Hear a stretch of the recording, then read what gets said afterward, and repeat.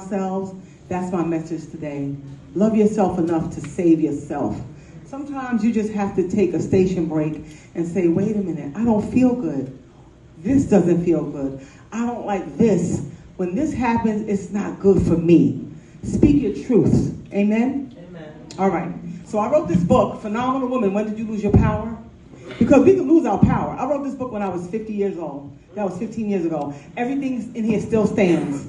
It's never going to stop. And it's also a space to do some journaling. The thing about life is we put on our masks, we put on our lipstick, and we just come on and get out here. We walk around damaged. We need to unpack our baggage. It's too heavy. If I had heavy baggage, I wouldn't even be able to stand when life is lifing. So you have to be able to be well enough to handle the things that come, because they will come, but you have to be able to handle it. Because at the end of the day, you are in charge of your wellness, not me. If I say to you, how are you? Oh, I'm fine. If you ask me how I am right now, and I tell you what's really going on right now, you're like, okay, that's enough, I don't want to hear it. Because we all have that, right?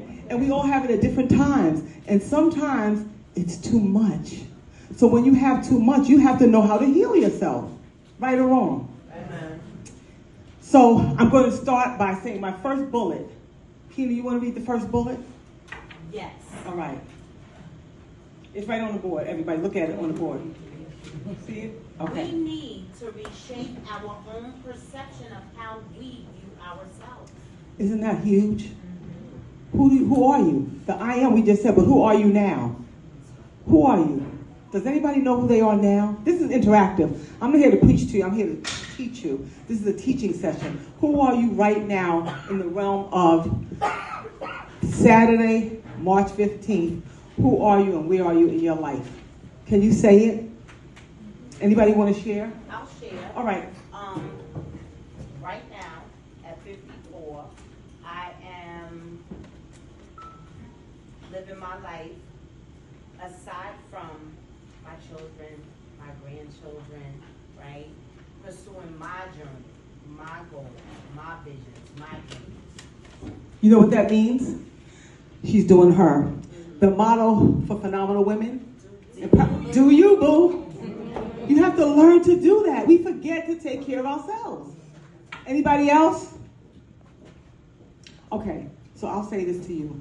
I want joy, I want happiness, and I want peace of mind. That's where I am today, because that's very important to me. I can't ensure that everybody else is well and I'm not well. So you have to take care of your needs first, and then you're able to take care of everyone else. Make sense? All right, what's the second bullet? You see the second bullet? Who wants to read the second bullet? It's right there. Come on, back. Go ahead. The strongest action for a woman is to love herself, be herself, and shine amongst those who never believed she could. Oh, what does that mean to you? Give yourself the opportunity to stretch. Step out on faith. How many people have something burning inside of them and they never take the time to birth it? I am your doula. I birth your dreams, but I need you to help me. You have to push.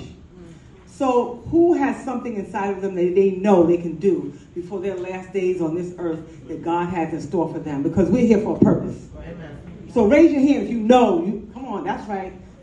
Come on, everybody should be raising their hand. You're living. As long as you're living, you have things to do. It never stops. At any age, it never stops. And that speaks volumes to people for settling. And so we rebuke bare minimum. Say that again. We rebuke bare minimum. Because what happens is you become complacent and you settle. Settling is so sad to me because you are worth so much more. And knowing your worth is why you're here today with me, because I want you to know your worth. So before we go into the last I am, and I encourage you for your self-awareness, I want you to see, before we go to the last one, I want you to see my book's chapters. Okay. That's fine. You can just read them. It's not that serious. Who has a strong voice? Come on in. She does. So that's all right. That's okay. Okay. These are the chapters of my book. All right. Okay. I don't need a mic. Okay. Chapter 1, in the beginning. Chapter 2. No, You no, read the no. whole thing? Yeah, yeah. Okay, chapter 1, in the beginning.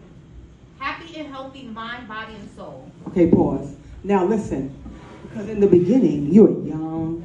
You remember when you were 7 and 8 and you were so full of ideas and happiness? That's in the beginning. I just want to share a fun fact. This book was a stage play, and it came to the stage 3 times off Broadway. And I'm going to bring it back because it spoke volumes to women. These are real things. I didn't make this up. Okay. Chapter 2. When did you stop loving yourself? Domestic violence is real. Let that sink in. Go ahead. Chapter 3. Denial. Please stop making excuses. Now let's think about the excuses people make to do the things that they want to do because they're not strong enough or they're not empowered enough to make the changes in their lives, so they stay where they are making the excuses. Do you know people like that? Yeah. It's a real thing. All right. Chapter 4. You know he's a loser. Oh, say it again. Chapter 4. No offense, bro. You know he's a loser. And you still stay. Because why? Because you don't know your worth. Because once you find out that you are amazing and more than enough, you will get rid of that zeros to make room for your hero. Chapter 5. Outside your children. I repeat, outside children. Are you crazy? We all know what that means. Okay, keep going. Chapter 6. His substance abuse. Now, how hard is it to live with a person that has substance abuse? Who are you to live like that?